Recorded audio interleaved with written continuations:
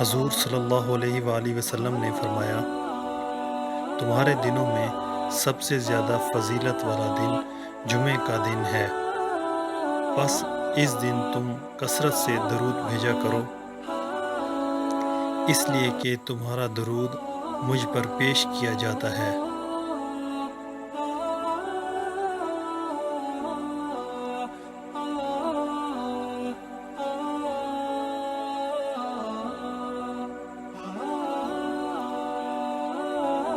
حضور صلی اللہ علیہ وآلہ وسلم نے فرمایا، جمعہ کے دن ایک ایسا وقت بھی ہے، اگر کوئی مسلمان اس وقت اللہ تعالیٰ سے کسی جائز چیز کی طلب کرتا ہے تو اللہ تعالیٰ اسے لازمی عطا کرتا ہے۔